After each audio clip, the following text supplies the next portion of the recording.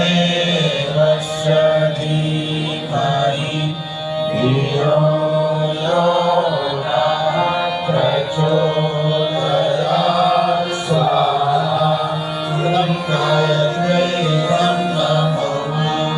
ॐ भूर्भुवः स्वः तत्सवितुर्वरेण्यं भर्गो देवस्य धीमहि धियो यो नः प्रचोदयात् स्वाहा इदं गायत्र्यै नमः ॐ